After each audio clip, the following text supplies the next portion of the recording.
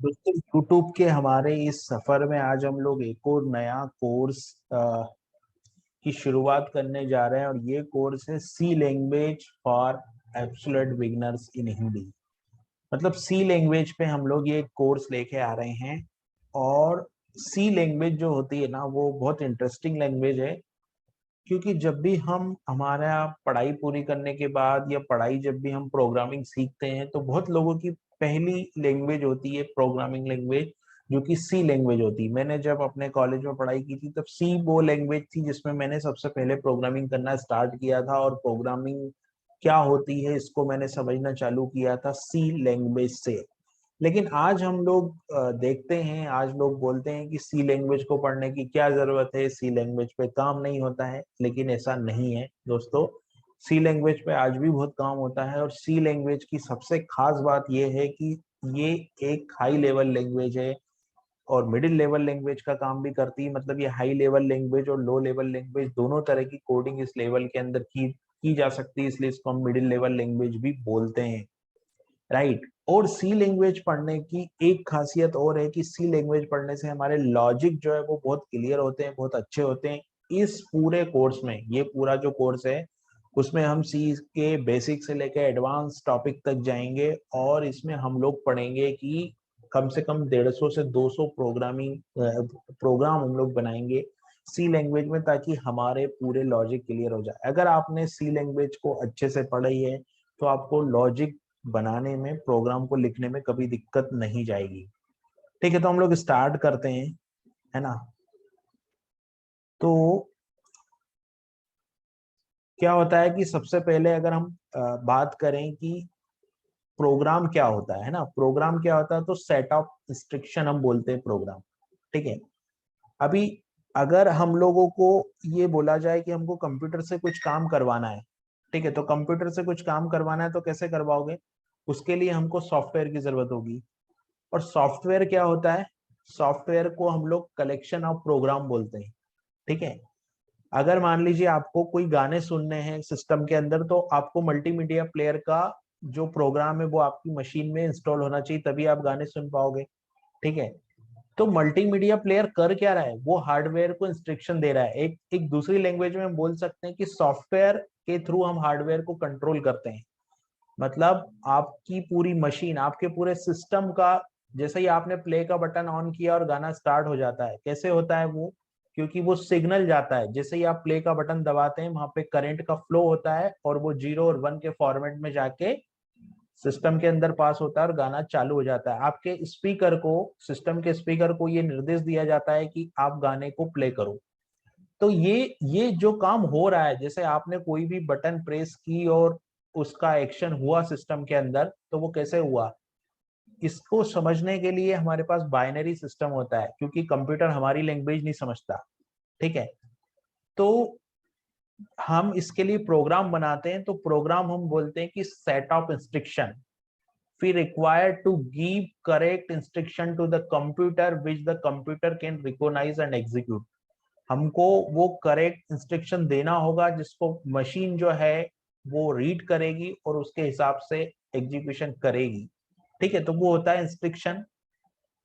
तो अब प्रॉब्लम यह है कि आपकी भाषा कंप्यूटर नहीं समझेगा, ठीक है, और कंप्यूटर की भाषा आप नहीं समझोगे।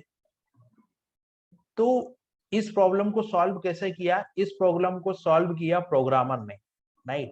उन्होंने ऐसे टूल्स बना दिए, ऐसी लैंग्वेज बना दी जिसको हम प्रोग्रामिंग लैंग्वेज बोलते हैं, कि आप अपनी भाषा में प्रोग्राम लिखो, आप इंग्लिश में प्रोग्राम लिखो, हमारे पास वो सॉफ्टवेयर है जो उसको ट्रांसलेट करेगा, जिसको हम लोग कंपाइलर बोलते हैं प्रोग्रामिंग की भाषा में, या सॉफ्टवेयर इंजीनियर की भाषा में उसको हम लोग कंपाइलर बोलते हैं। कि आपने कोई कोड लिखा, उसको कंपाइल किया मतलब मशीन रीडेबल फॉर्मेट में उस पूरे कोड को चेंज किया, क्योंकि आपको कंप्यूटर बाइनरी लैंग्वेज समझता है, 0 और 1।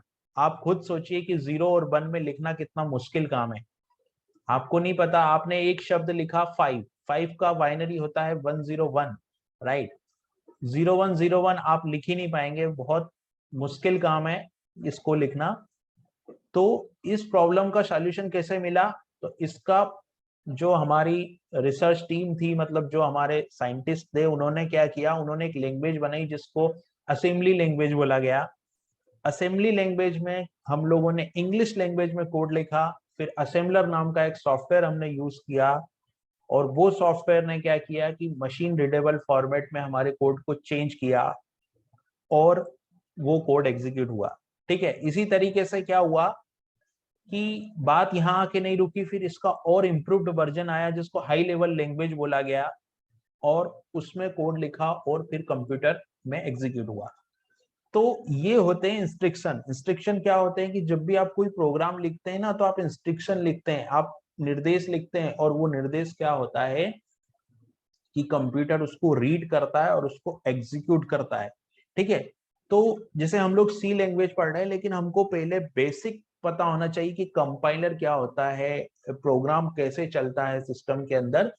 तो सबसे पहला क्या होता है, इंस्ट्रक्शन। इंस्ट्रक्शन क्या बोलते हैं कि जैसे ही आप कोई प्रोग्राम लिखते हो, तो कोई प्रोग्राम लिखने पर क्या होता है कि आप जो सेट ऑफ इंस्ट्रक्शन लिखते हैं, जो सेट लिखते हैं इंस्ट्रक्शन का, वो होता है इंस्ट्रक्शन। ठीक है, तो जैसे आपने क्या किया, आप ये यहाँ पर एक जो लेफ्ट साइड में पिक्चर दिख रही है, ये एक प्रोग्रामर है, ये इंस्ट्रक्शन देगा और सिस्टम जो है काम करेगा, तो ये होता है इंस्ट्रक्शन।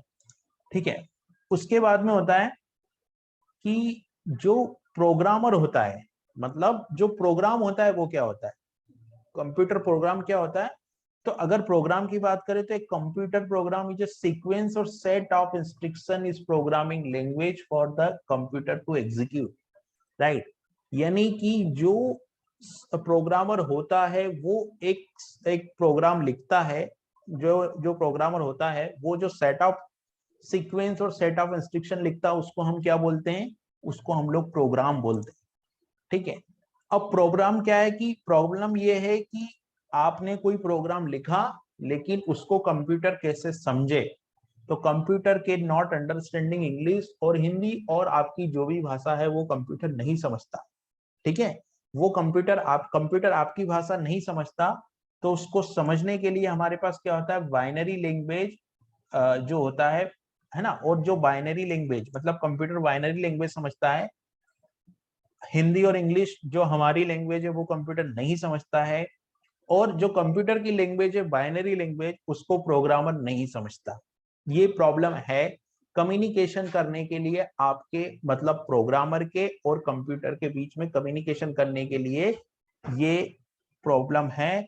तो फिर इसका समाधान क्या है, इसका समाधान ये है कि जैसे हम लोगों ने कोई कोड लिखा, मान लो प्रोग्रामर ने कोई कोड लिखा, वो बाइनरी लैंग्वेज भाषा में लिखा, बाइनरी लैंग्वेज में, और कंप्यूटर ने उसको रीड किया। ठीक है, लेकिन क्या होता है कि बाइनरी लैंग्वेज में लिखना इतना आसान नहीं होता।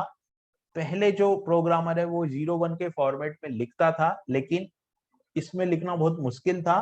तो इस प्रॉब्लम को सॉल्व करने के लिए एक assembly language I. Assembly language में अगर मान लीजिए आपको 2 डिजिट को ऐड करवाना है, आपको 2 + 8 = 10, तो आप ऐसे लिखते थे 8 2 8। तो फिर एक सॉफ्टवेयर होता था असेंबलर, जो आपके इस कोड को बाइनरी फॉर्मेट में कन्वर्ट करता था। ठीक है, जो आपके इस कोड को, इस फॉर्मेट को बाइनरी फॉर्मेट में कन्वर्ट करता था।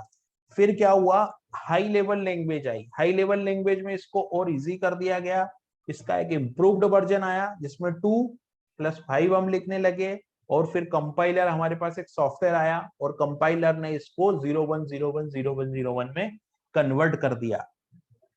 ठीक है, अब क्या होता है कि जो सी लैंग्वेज की अगर हम बात करें ना, कि सी लैंग्वेज में जैसे आपने कोड लिखा, ठीक है, आपने कोई कोड लिखा, सी लैंग्वेज में आपने कोड लिखा, आपने एक प्रोग्राम फाइल बनाई जिसमें आपने लिखा 8.c, 8.c आपने लिखा, लेकिन आपका जो आप जो फाइल में कोड लिख रहे हैं वो क्या है, सोर्स कोड है ना। आप जो फाइल में कोड लिख रहे हो वो सोर्स कोड है। अब यहाँ पे सोर्स कोड से तात्पर्य क्या है, सोर्स कोड मतलब आपने जो प्रोग्राम लिखा है वो सोर्स कोड हो गया।